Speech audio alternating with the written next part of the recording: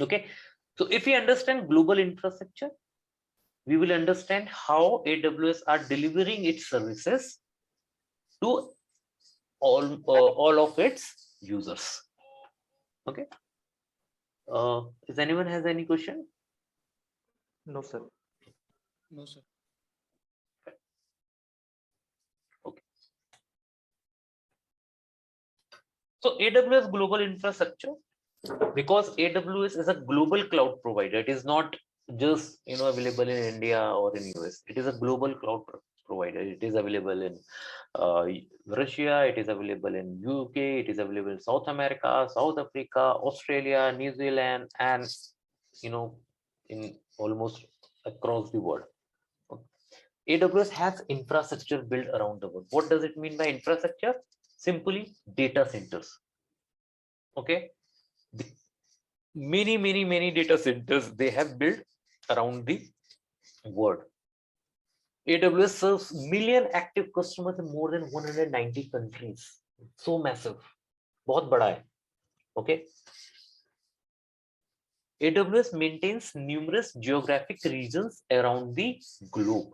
So ये जो data centers यानी जो infrastructure उन्होंने create किया है, how they have basically categorized.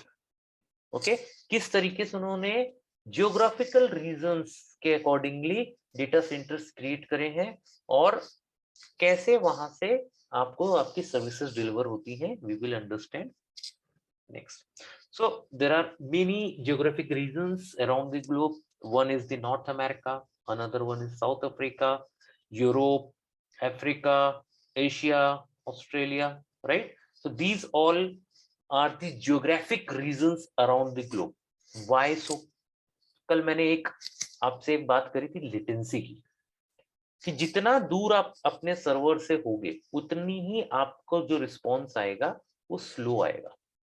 ठीक है, तो अगर सपोज मैं इंडिया में हूं और मेरे पास सिर्फ एक ही डेटा सेंटर है जो यूएस में अवेलेबल है, और अगर मैं वहां पे कोई एप्लीकेशन सर्विस यूज कर रहा हूं या कोई सर्विस यूज कर रहा हूं, तो because of the distance itself I will feel some kind of delay in the responses which I should be getting from my web services, right? To handle all these things, तो अगर मैं US में हूँ, US का ही data centre को access कर रहा हूँ, तो it will be very fast. If I am in India, if I am accessing the data center of US, it will be little slower than the person who is in the US. To solve this issue, okay, AWS ने almost हर continent में, हर countries में अपने data centres create करे. तो India में भी है, south America में भी है, सॉरी साउथ अमेरिका में भी है, साउथ अफ्रीका में भी है, यूके में भी है, ऑस्ट्रेलिया में भी है. Okay, so but it is not possible to create data centre in each and every country और in each and every city, right? So let's say एक कंट्री में अगर उन्होंने एक डेटा सेंटर उन्होंने क्रिएट कर लिया, तो उस कंट्री के अराउंड जितनी भी आसपास की कंट्रीज हैं वो उस पर्टिकुलर कंट्री का डेटा सेंटर को एक्सेस कर सकती हैं, और जो उनके लेटेंसी है वो बहुत कम हो जाएगी. Okay, basically to reach out to their customers, to their users, and to reduce the latency, they have created the data centers in multiple geographical regions.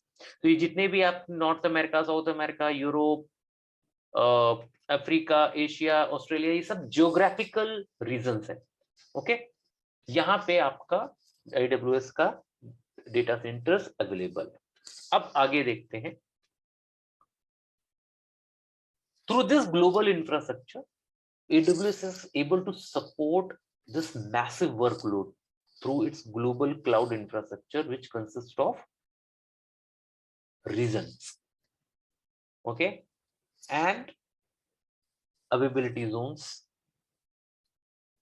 Okay, so every regions have some availability zones, and every availability zone have some data centers, some number of data centers. So try to understand, there is a region.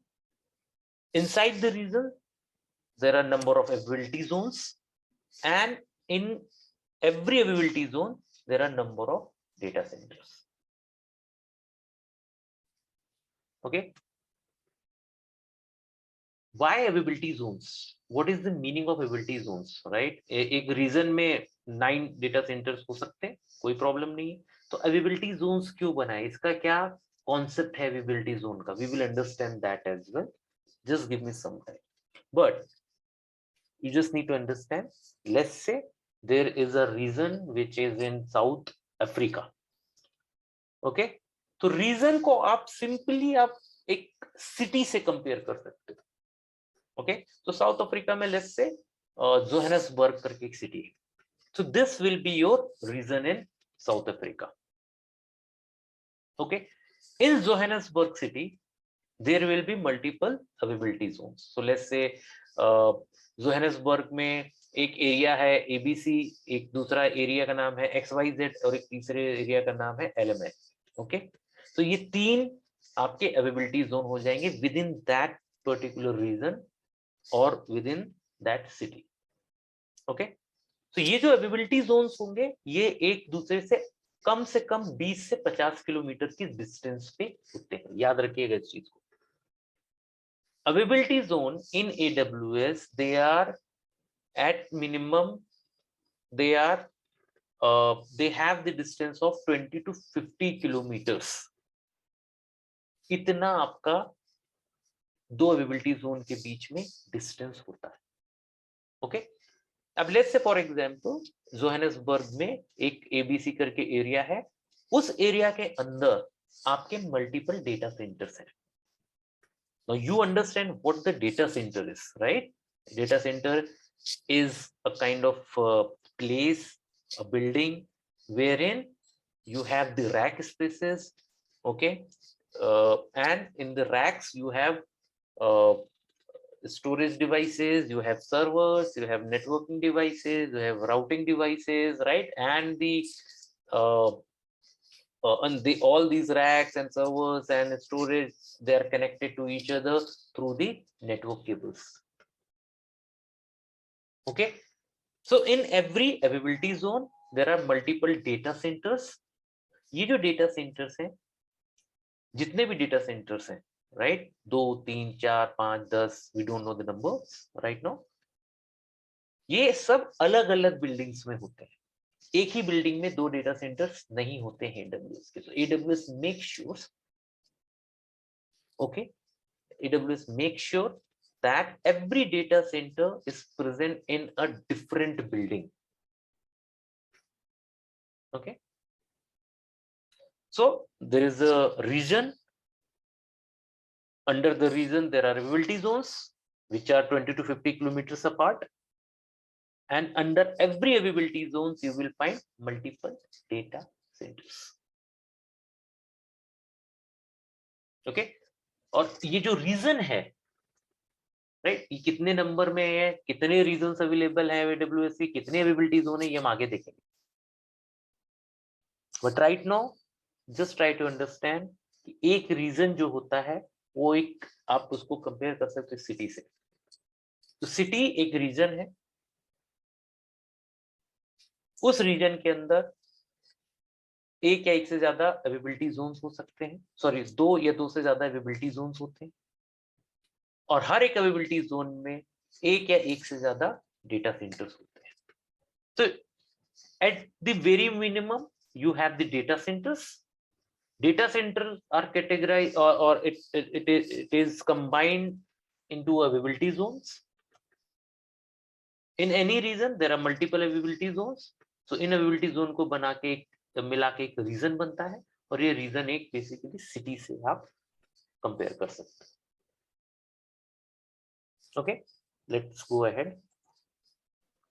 Okay, so AWS, hello sir, जैसे cities के अंदर जो हमने availability zone बनाया उसका distance बताया कि 20 to 50 kilometre, तो इसी तरह डाटा सेंटर को भी डिफाइन किया गया कि इतने किलोमीटर के डिस्टेंस पे होगा, ऐसा कुछ? डेटा सेंटर्स का किलोमीटर में कोई इस तरीके का कोई स्पेसिफिकेशन नहीं है, but I have clearly said that every data center will be in a different building. There cannot be two data center in a single building on a different floors. They cannot be. तो अगर let's say दो building है, दो building में हो सकता है 10 metre का डिफरेंट हो या 100 मीटर का डिफरेंस हो या 1 किलोमीटर का डिफरेंस हो, राइट? बट एक डेटा सेंटर एक बिल्डिंग में होगा. This is what AWS says. Why this they have made in this such way, I will explain little later. Okay. So AWS global infrastructure. AWS is able to support this massive workload thanks to its global cloud infrastructure, which consists of regions, availability zones, and edge networks. I will talk about edge networks later on when we are very clearly, we clearly understand what are the regions and availability zone and the data center and why they have arranged the data center in such a way. Okay. So what is the region? Region is an entirely independent and separate geographical area. It is a physical location in the world that provides multiple physically separated and isolated availability zones. As I said, that every region will have 2 or more number of availability zones. Every region has multiple physically separated and isolated locations that are located close to one another. That is known as availability zones. Example of region include London, Dublin, Sydney, Mumbai, and so on. Okay, we will see the map of the global infrastructure just little later. Okay, just hold on your nerves. We are reaching to that point. What is the availability zone?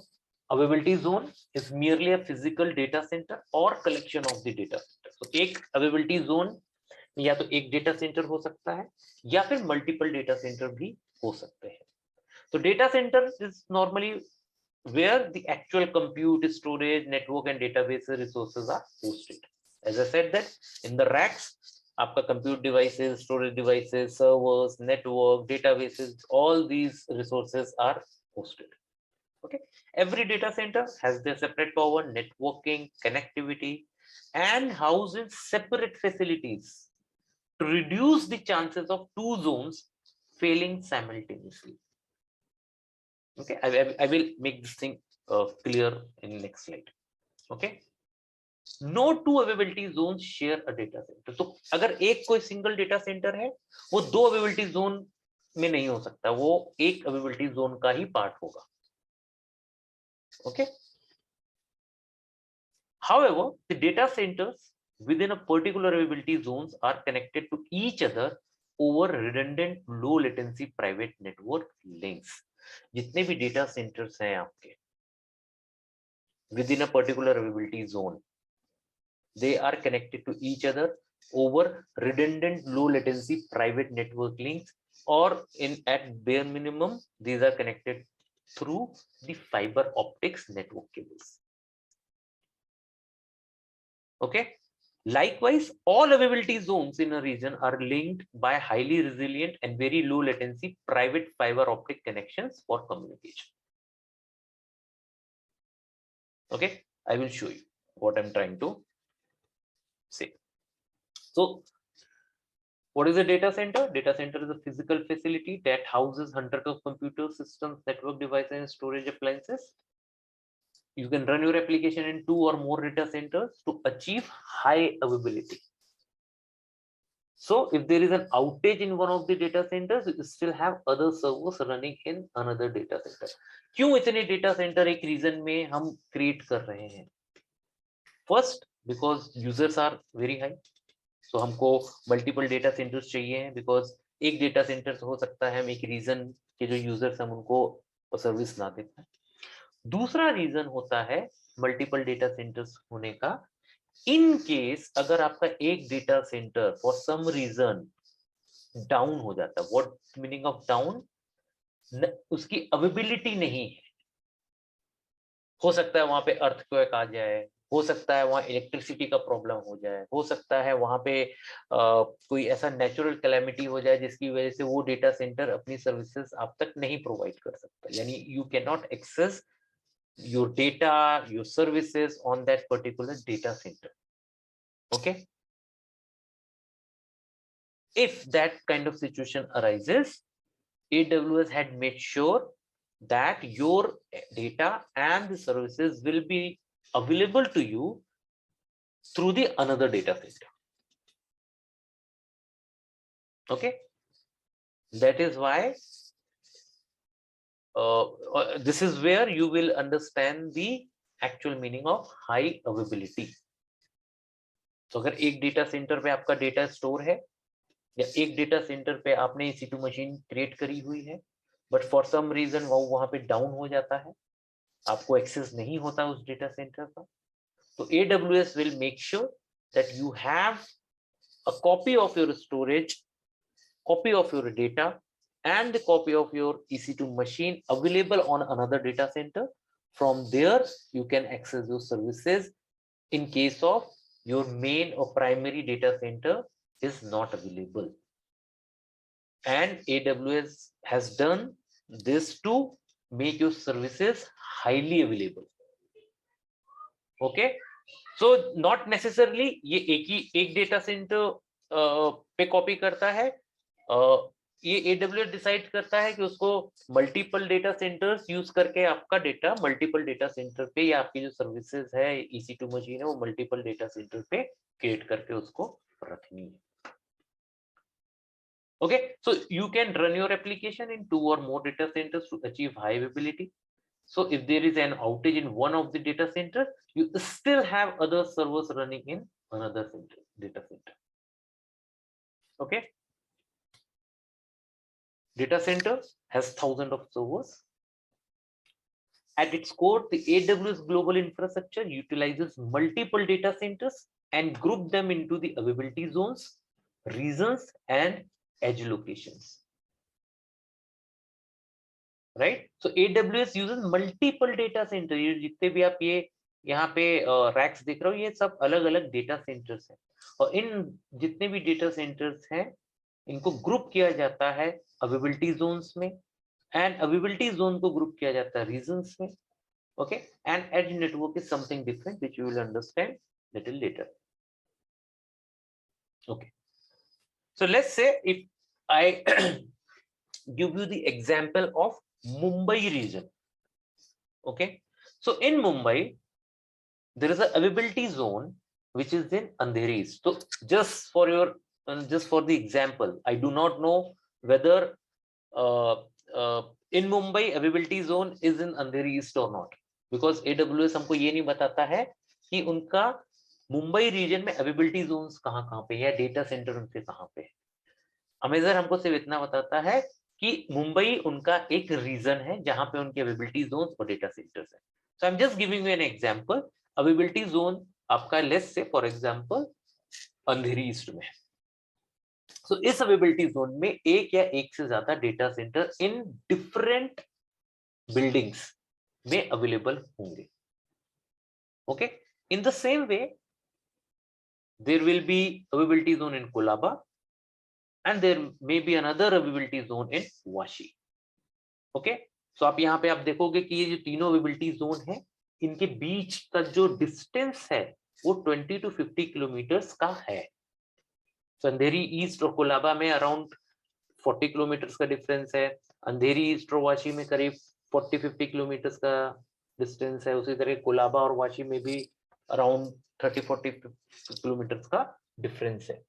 Okay, हर एक availability zone एक या एक से ज्यादा data centre contain करती है. Okay, तो let's say for example Andheri east का जो अवेलेबिलिटी जोन है उसमें 2 डेटा सेंटर हैं इन 2 different building. Availability zone Colaba में 3 डेटा सेंटर हैं इन 3 different building, and in availability zone Vashi में 2 डेटा सेंटर्स हैं जो कि 2 अलग अलग सेपरेट बिल्डिंग्स में है. Okay, and this is your region Mumbai. So Mumbai region में 3 availability zones. Every availability zone will have one or more data center. Okay, and every region, just remember the numbers, every region will have bare minimum 2 availability zones. There cannot be one availability zone in a region. Remember this point, that every region will have at minimum 2 availability zones available, and every availability zone will have at least one data center available. So these are some numbers which you have to remember कि एक reason में कम से कम 2 availability Jones होंगे और हर एक availability zone में कम से कम एक डेटा सेंटर होगा ही होगा. Okay, I hope that these numbers are clear to you. और ये जितने भी आपके डेटा सेंटर्स हैं, ये 2 डेटा सेंटर या जितने भी अवेलेबिलिटी जोन्स हैं, ये एक दूसरे से कनेक्टेड होते हैं लो latency resilient fibre optic network cable connectivity.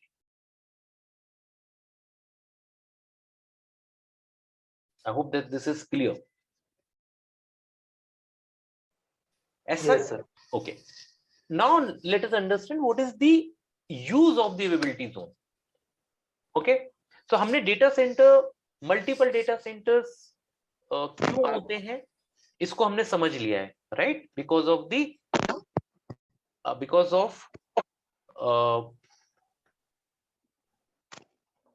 Akbar, do you have any question? No, sir. Okay, fine. Okay, so we now understand why we have multiple data centers, because your services can be highly available. If any data center goes down for some reason, your services and your virtual machines will be available on another data center. Okay, in the same way, these availability zones has been created to provide the very highly available application or services to you. So let's say you are using a data center which is in the availability zone Andheri east. Okay, और उस आपका जो भी data है या जो भी machine है उसी अवेलेबिलिटी जोन के एक दूसरे डेटा सेंटर पे भी कॉपी है, तो आपको एक लेवल ऑफ अवेलेबिलिटी मिल रही है. तो अगर ये डेटा सेंटर डाउन हो जाता है फॉर सम रीजन, आप इस डेटा सेंटर से अपना सर्विसेज एंड डेटा एक्सेस कर सकते हो. बट व्हाट इफ कि इस पूरे एरिया में ये पूरा अवेलेबिलिटी जोन ही डाउन हो जाए, यानी वो पूरा एरिया जहाँ पे 2 आपकी बिल्डिंग्स हैं, उस बिल्डिंग में जो 2 आपके डेटा सेंटर्स हैं, वो पूरा एरिया ही for some region out of the connectivity हो जाए. जैसे कहीं नेटवर्क केबल कट गया, इलेक्ट्रिसिटी एकदम से उस पूरे एरिया की चली गई और आपके बैकअप भी फेल हो गए, राइट? या उस पर्टिकुलर एरिया में कुछ natural calamity, for example earthquake आ गया, ठीक है, और वो पूरा अवेलेबिलिटी जोन डाउन हो गया, राइट? तो AWS has AWS has made sure that you have another availability zone available within that region, and all of your data and the services can be available, on the data centers of another availability zone. Okay, so अगर ये पूरा एक availability zone भी अगर आपका down हो जाता है, राइट, ये पूरा अवेलेबिलिटी जोन भी डाउन हो जाता है, तो भी आपकी जो सर्विसेज है, डेटा है, वो दूसरे अवेलेबिलिटी जोन्स के जो डेटा सेंटर्स हैं वहां से आपको उसका एक्सेस मिल जाएगा. तो आपकी जो सर्विसेज हैं, आपकी जो एप्लीकेशंस हैं, आपकी जो मशीन्स हैं, वो आपको हमेशा अवेलेबल होंगी, इररिस्पेक्टिव ऑफ आपका डेटा सेंटर डाउन होता है या आपका पूरा अवेलेबिलिटी जोन डाउन हो जाता है. एंड दैट इज व्हाई ये जो जोन्स हैं या जो कलेक्शन ऑफ डेटा सेंटर्स, उनको हमने नाम दिया है, या AWS ने उनको नाम दिया है availability zones, because of the availability of your services. If one availability zone is down, you will have your X services and or services available at other availability zone, and that is why you will always have minimum 2 availability zones in any region. क्योंकि एक availability zone होने का तो मतलब नहीं है. अगर एक अवेलेबिलिटी जोन डाउन हो गया पूरा, फिर तो आप कहीं से भी वो एप्लीकेशन सर्विसेज कुछ भी एक्सेस नहीं कर सकते, राइट? इसीलिए किसी भी रीजन में मिनिमम 2 अवेलेबिलिटी जोन्स होते ही होते हैं। Okay, so far things are clear? Any question, any doubt? तो रीजन भी कनेक्ट होगा आपस में, जैसे Yes, I'll come to that point. Right now I'm just explaining the reasons, okay, so that you understand the basic setup of the reason. कि region के अंदर क्या क्या होता है। रीजन के अंदर अवेलेबिलिटी जोन्स हैं, अवेलेबिलिटी जोन के अंदर डेटा सेंटर हैं। ये सारे data center and availability zones are connected to each other through the low latency resilient fibre optic cable connectivity, right? अब ये जो रीजन है आपका, ये तो एक रीजन हो गया आपका इंडिया में, ठीक है? ऐसे ही आपके पास अमेज़न के मल्टीपल रीजन्स हैं, जैसे यूएस में है, साउथ अमेरिका में है, साउथ अफ्रीका में है, राइट? ऑस्ट्रेलिया में है। ये जितने भी ब्लू पॉइंट्स आप देख रहे हैं on the map, these are the regions. जितने भी ब्लू पॉइंट्स आप देख रहे हैं, चाहे आपके यूएस में हो, चाहे आपके यूके, आपका यूरोप में हो, आपका एशिया में है, आपका ऑस्ट्रेलिया में है, जितने भी ब्लू पॉइंट्स आप यहाँ देख रहे हैं, ये सब रीजन्स हैं, ठीक है? और ये जितने भी रीजन्स हैं, ओके, जितने भी रीजन्स हैं, ये एक दूसरे से कनेक्टेड है through fibre optic cables.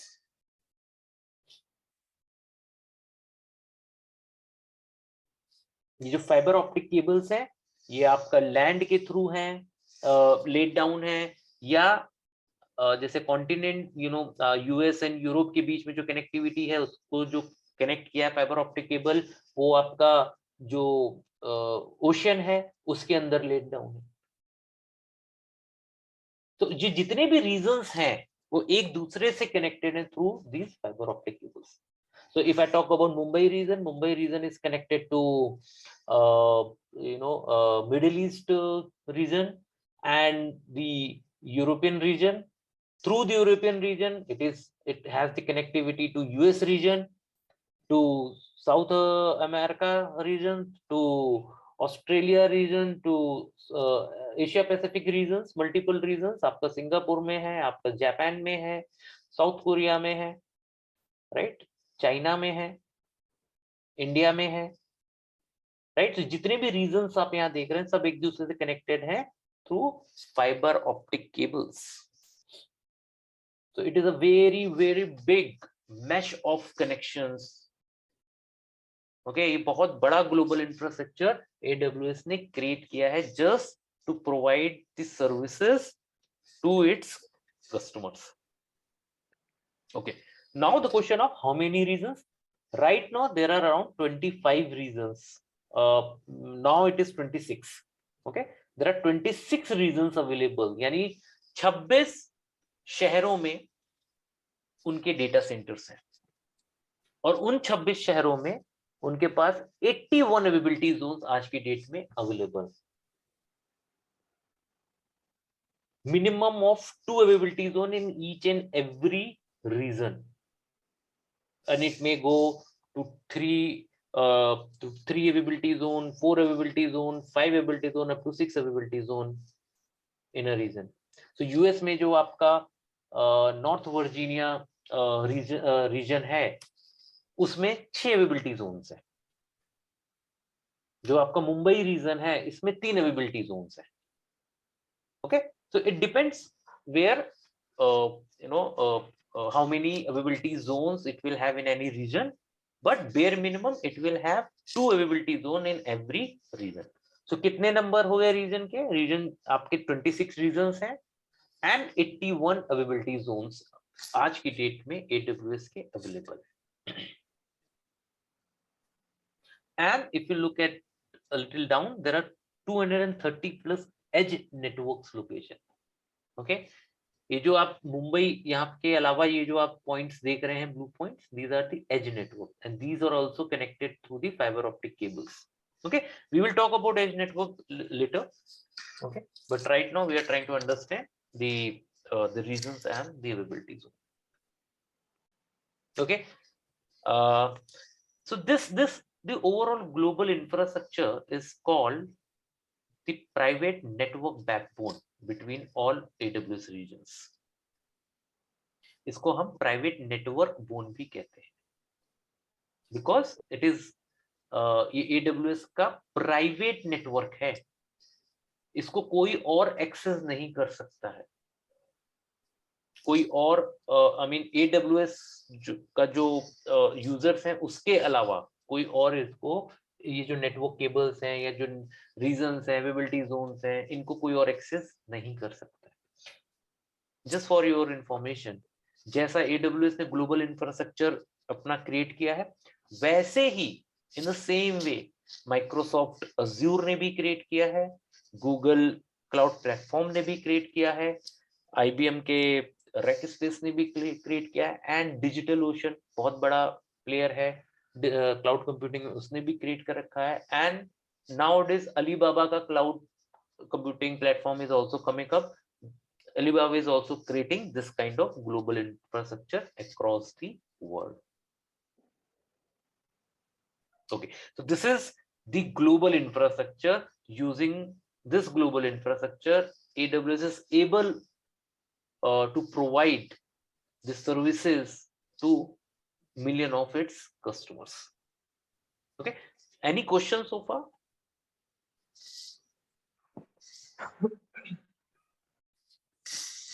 Akbar, Aniket, is there any question? No, sir. No, sir. Okay, so things are clear so far? Yes. Okay. Sir एक चीज मुझे जानना था, हाँ पूछिए। AWS की सर्विसेज जो है 120 कंट्री में है या फिर 108 कंट्री में है? 190 countries के users are accessing the AWS services. अच्छा, तो ये 190 कंट्री के जो यूजर्स हैं वो अपने इंडिया के डाटा सेंटर को यूज कर रहा होगा? Can you repeat? Sir 190 country की जितने यूजर हैं अपने करीब के डाटा सेंटर को यूज कर रहा होगा, राइट? और डाटा सेंटर है हमारे पास पता नहीं कितना है डाटा सेंटर, डेटा सेंटर्स का नंबर नहीं है हमारे पास, बट हमारे पास 81 अवेलेबिलिटी जोन्स हैं और 25 रीजन्स हैं। ओके, और 25 रीजन में, पूरे वर्ल्ड में 25 रीजन ही है जो 120 कंट्री के सारे डाटा को इस 25 रीजन में रेप्लिकेट किया गया, बस यही है ना? बेसिकली 25 रीजन्स है जहां पे आपके डेटा सेंटर्स अवेलेबल हैं। अच्छा, as I said that if you look at that, there are 230 edge networks location and 100 AWS direct connection locations as well. These are also part of your global infrastructure, but we will understand the AWS direct connect location and edge network later, because right now if I try to explain to you, you may not able to get the concept of the edge network and direct connect location. So for example, मैं आपको direct connect location का एक example देता हूँ। Suppose I am the organization, right? I have the organization. I have my manufacturing company, which is, let's say, जो उसका जो unit है वो रंजन गांव में। I know that आप लोगों को पता होगा रंजन गांव यहाँ पे कहाँ पे। अब रंजन गांव में तो आपका कोई भी AWS का डेटा सेंटर नहीं है, राइट? मुंबई में। बट मेरा रिक्वायरमेंट है, जो मेरा मैन्युफैक्चरिंग यूनिट का जो डेटा है, या वहां पे जो हम लेट्स से जो भी ऑन प्रेमाइसेस इंफ्रास्ट्रक्चर है, I want to move it to the cloud. Okay, और जो मेरा स्टोरेज है मैं उसको क्लाउड पे मूव करना चाहता हूँ। ठीक है, तो अब जो मेरा मैन्युफैक्चरिंग यूनिट है वो है तो रंजन गांव में, और मेरा जो डेटा सेंटर, जो नियरेस्ट डेटा सेंटर वो है मुंबई में। अब ये कनेक्टिविटी मैं कैसे क्रिएट करूंगा? तो इसके लिए आपके पास डायरेक्ट कनेक्ट पार्टनर्स होते हैं। तो जैसे AWS का एक पार्टनर है टाटा कम्युनिकेशंस। तो टाटा कम्युनिकेशन अपना एक डेटा सेंटर रंजन गांव के पास में क्रिएट करता है, या उसका होगा, राइट? तो सबसे पहले रंजन गांव के जो मैन्युफैक्चरिंग यूनिट से जो कनेक्टिविटी आएगी वो टाटा कम्युनिकेशन के डेटा सेंटर तक आएगी। फिर टाटा कम्युनिकेशन एक डायरेक्ट कनेक्ट कनेक्शन बनाएगा AWS के डेटा सेंटर के साथ यूजिंग दी जो आपका अब वो साइट टू साइट VPN के थ्रू बना सकता है, या डायरेक्ट कनेक्शन के, यानी जो नेटवर्क होता है वो अपने डेटा सेंटर से लेके AWS के डेटा सेंटर तक वो पूरा नेटवर्क केबल बिछाए। ओके, तो इस तरीके से आप रंजन गांव से लेके आप AWS के डेटा सेंटर तक आप कनेक्टिविटी बना सकते हो। ठीक है, तो ये जो टाटा कम्युनिकेशन का जो डेटा सेंटर है, this is called direct connect locations. Okay, because इस डेटा सेंटर से AWS के डेटा सेंटर तक डायरेक्ट कनेक्टिविटी क्रिएट करी जाएगी। अच्छा, ये पहले से क्रिएटेड नहीं होती है, कई बार मुझे जरूरत है तो मैं इसके लिए AWS को एक रिक्वेस्ट रेज करता हूं, और फिर वो रिक्वेस्ट रेज करने के बाद AWS अपने किसी एक पार्टनर को बोलेगा, हो सकता है टाटा कम्युनिकेशन हो सकता है रिलायंस जियो हो, क्योंकि ये सब रीजनल इनके पास डेटा सेंटर्स होते हैं, राइट। AWS तो ग्लोबल प्लेयर है, बट इंटर आपके कंट्री में भी आपके जियो के डेटा सेंटर्स होंगे, टाटा कम्युनिकेशन के डेटा सेंटर्स हैं, आपके वोडाफोन के डेटा सेंटर्स हैं, right. There are many data centres available even in local areas, right. तो इन कंपनीज के डेटा सेंटर्स को जब हम AWS के डेटा सेंटर्स के साथ कनेक्ट करते हैं, तो इनके जो डेटा सेंटर है, these are called direct connect location. तो जो रिमोट लोकेशन पे जो कंपनीज है, पहले इन डेटा डायरेक्ट कनेक्ट लोकेशन के साथ कनेक्ट करती हैं, फिर यहां से कनेक्टिविटी AWS के डेटा सेंटर के साथ उनकी कनेक्टिविटी, राइट। तो ये जो डायरेक्ट कनेक्ट लोकेशंस हैं या एज नेटवर्क लोकेशंस हैं, these are also part of the global infrastructure. So in this way जो 190 कंट्रीज के जो यूजर्स हैं, they are connected to the data centres of AWS। Okay, that is why I mean it is a little advanced topic or the concept of direct connect locations and edge network. We will go ahead and once हम यहाँ पे पहुंचेंगे, इन topic से पहुंचेंगे, then I will explain each and everything. Okay, but I hope that I have made something clear to you, Akbar. Yes, sir. Okay, fine. So ये जो global infrastructure है, this is the backbone of the AWS. अगर ये backbone create नहीं करी होती AWS ने, तो शायद क्लाउड कंप्यूटिंग की जो सर्विसेज हैं वो हम तक नहीं पहुंचते। Okay, so just for the example, मैंने यहाँ पे जो कुछ रीजंस हैं, ठीक है, उनको मैंने यहाँ पे स्पेसिफाई किया, जैसे US ईस्ट जो एक नॉर्थ वर्जीनिया रीजन है, ठीक है, US ईस्ट ओहायो एक रीजन है, US वेस्ट नॉर्थ कैलिफोर्निया एक रीजन है, उसी तरह एशिया पैसिफिक में टोक्यो एक रीजन है, सियोल एक रीजन है, सिंगापुर एक रीजन है, सिडनी एक रीजन है, मुंबई एक रीजन है, और इन सब के कोड नेम्स होते हैं। जब हम AWS मैनेजमेंट कंसोल को एक्सेस करेंगे, जब हम प्रैक्टिकल स्टार्ट करेंगे, then you will see that every region have its own code name। जैसे US ईस्ट का कोड नेम है US-East-1। In the same way Asia Pacific Mumbai का कोड नेम है AP-South-1। ओके, अब AP साउथ या जैसे EU Ireland EU वेस्ट-1, ये जो रीजन है, इसके अंदर जैसे 3 अवेलेबिलिटी जोन है, तो हर एक अवेलेबिलिटी जोन को हम A, B and C इस तरीके से डिनोट करते हैं। तो EU आयरलैंड EU वेस्ट-1 ये एक रीजन कोड हो गया, और EU वेस्ट-1A ये एक अवेलेबिलिटी जोन का कोड हो गया, 1B एक अवेलेबिलिटी जोन कोड हो गया, एंड 1C अवेलेबिलिटी जोन का कोड हो गया। तो why these code names are there? Why not just we are working with the names? So Amazon console पे तो it is possible, right? But जब आप CLI यूज करते हैं या SDK यूज करते हैं, वहां पे आपको कोड नेम यूज करने होते हैं, otherwise it will be very difficult to just work with the names। ये कोड नेम्स जो क्रिएट किए गए हैं वो CLI एंड SDK के पॉइंट ऑफ व्यू से क्रिएट किए गए। Okay okay,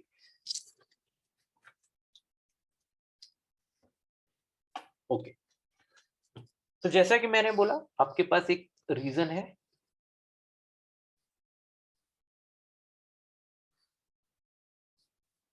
okay. इस रीजन में आपके पास मिनिमम 2 एजी होंगे, तो ये आपका एक रीजन हो गया और आपके पास मिनिमम 2 एबिलिटी जोन है। तो एक एबिलिटी जोन का नाम होगा AZ1 और दूसरे एबिलिटी जोन का नाम हो सकता है AZ2 ability zone, okay.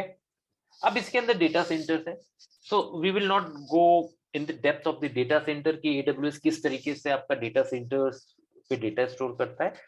just for your information, every availability zone have one or more data center। कैसे उसके ऊपर सर्विसेज डाल रहा है वो AWS देखता है, हमको उसके लिए ज्यादा परेशान होने की जरूरत नहीं। Just you remember this number that every region will have at minimum 2 availability zone and every availability zone will have at least 1 data center, okay। अब क्या यूज क्या है, इसको ऐसे समझिए। सपोज आपके पास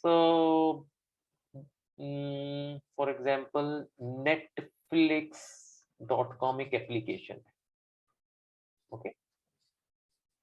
netflix.com जैसे हम एक्सेस करते हैं ना www.netflix.com, www.netflix.com, ओके। अभी जो netflix.com है ये किसी सर्वर के ऊपर होगी।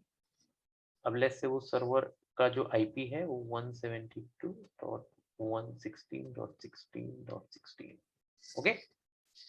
अब मुझे ये एप्लीकेशन, ये एक एप्लीकेशन है, सॉफ्टवेयर है जो कि इस मशीन के ऊपर मैंने इंस्टॉल किया हुआ है।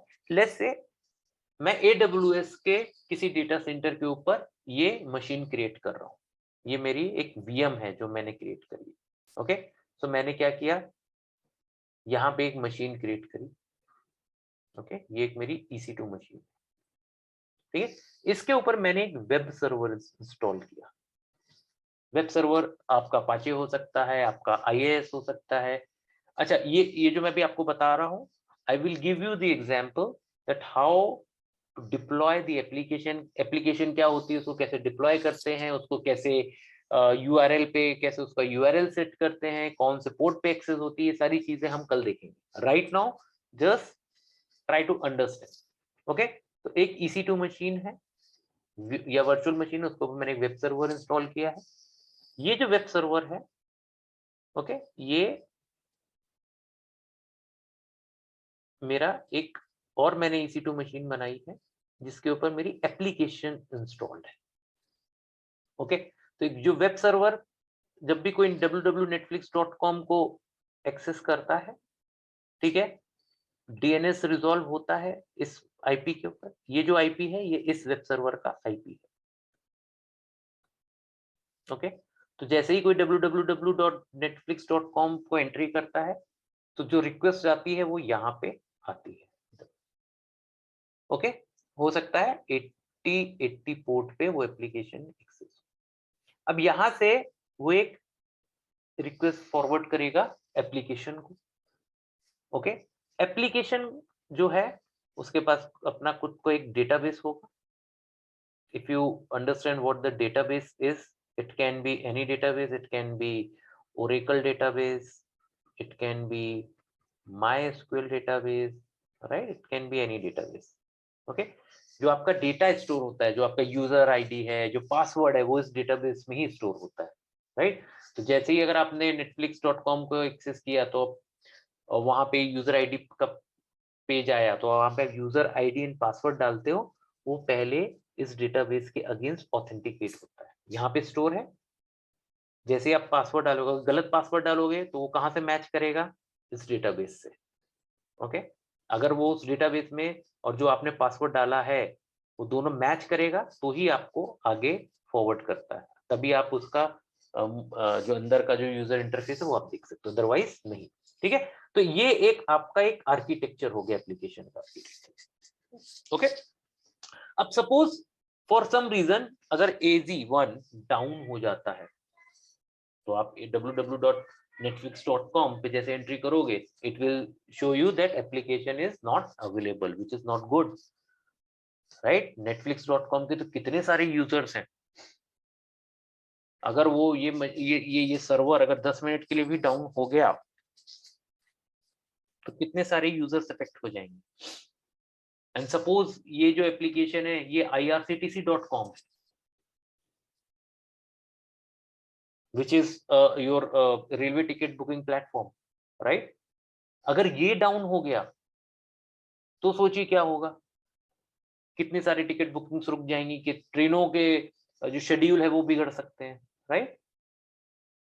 तो इसके लिए क्या करते हैं, जैसा ये एक आर्किटेक्चर है एक अवेलेबिलिटी जोन में, वैसा ही हम एक सेम आर्किटेक्चर बनाएंगे अवेलेबिलिटी जोन में। वहां पे भी हम एक वेब सर्वर क्रिएट करेंगे, वहां पे भी हम एक ऐप सर्वर क्रिएट करेंगे, वहां पे भी एक डेटाबेस हम क्रिएट करेंगे। ओके, तो जब भी कोई रिक्वेस्ट आएगी तो वो रिक्वेस्ट यहाँ पे आएगी, यहाँ से यहाँ जाएगी, यहाँ से जाएगी, तो फिर यहाँ से, अच्छा ये जो डेटाबेस है this is a replica, it is not used for every transaction, it is a replica. Replica means main database यही है, बट यहाँ से ये कॉपी हो रहा है डेटाबेस में। I will explain what is the replica and when we will talk about the databases, but right now, so suppose ये आपका एक अगर कोई करता है तो यहाँ पे आएगी एप्लीकेशन रिक्वेस्ट, फिर यहाँ से जाएगी, फिर यहाँ से इस डेटाबेस को एक्सेस करेगी, फिर यहाँ से वो वापस जाएगा। सपोज ये वाला एजी डाउन हो गया फॉर सम रीजन, ओके, तो भी आपकी एप्लीकेशन इस अवेलेबिलिटी जोन पे अवेलेबल है। netflix.com या irctc.com अनअवेलेबल नहीं होगी। कहां से वो एक्सेस होने लग जाएगा, यहाँ पे, राइट। तो जैसे ये 172.16.16.16 जो आईपी इस मशीन का था, वैसे ही इस मशीन का आईपी हो सकता है 172.16.16.17 हो। ओके, ये जो फेल ओवर है कि अगर ये वाला आईपी डाउन होता है तो फेल होके यहाँ पे हो जाए, ये होता है आपका राउट 53 एप्लीकेशन के थ्रू, या फिर अगर आप क्लाउड फ्रंट यूज कर रहे हैं, क्लाउड फ्रंट एप्लीकेशन यूज कर रहे हैं, तो उसके थ्रू भी आप ये अचीव कर सकते हैं,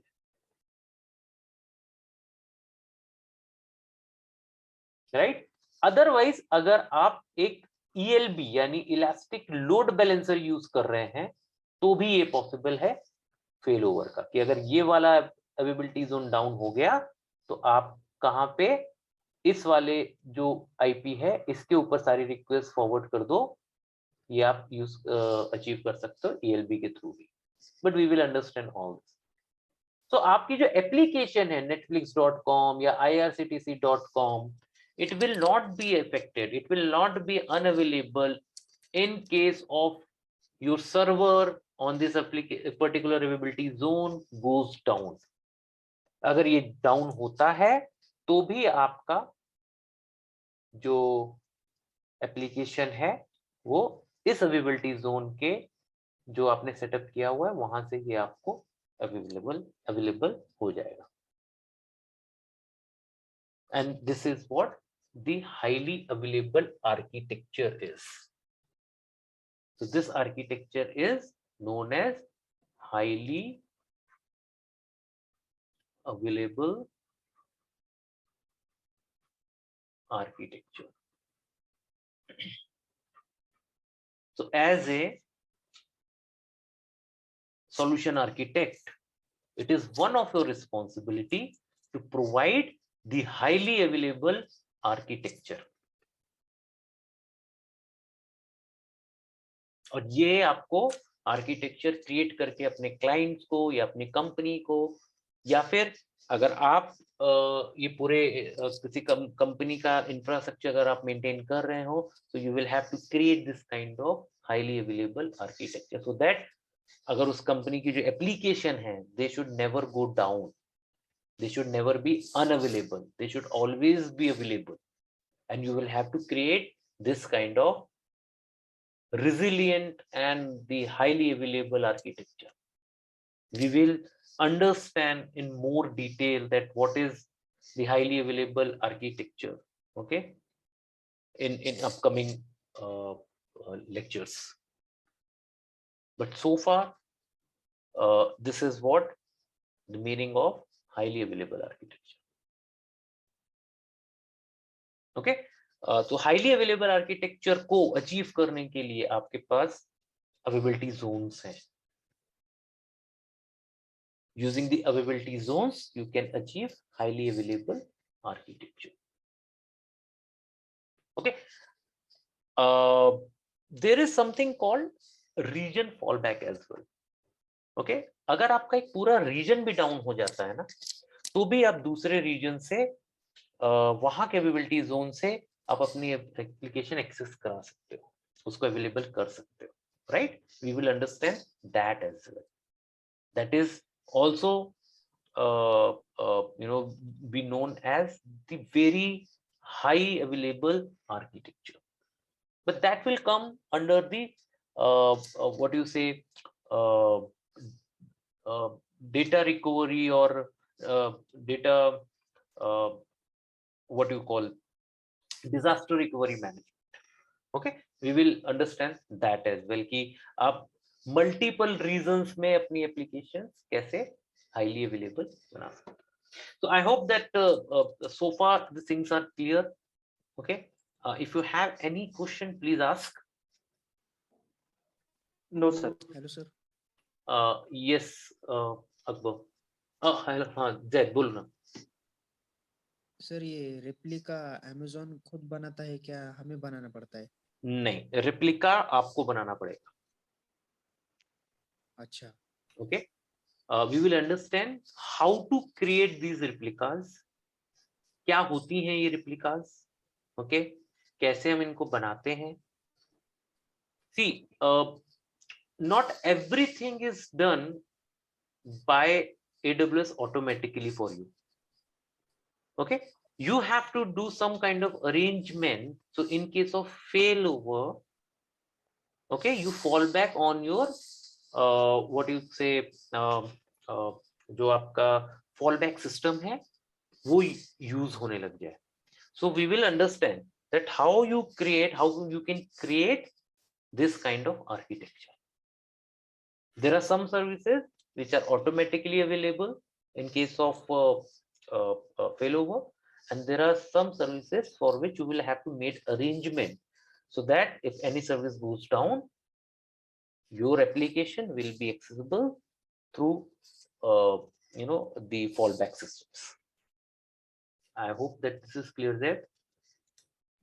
Yes sir, clear. Okay, so don't worry about all these web server application databases and all. Okay, I will make all these things clear. अगर आप लोगों का डेवलपमेंट बैकग्राउंड नहीं भी है तो do not worry too much about it.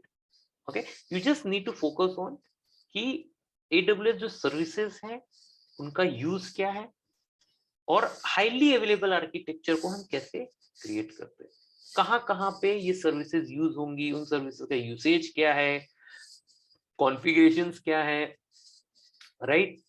ये सारी चीजें हम अपकमिंग लेक्चर्स में हम स्टडी करेंगे. ओके,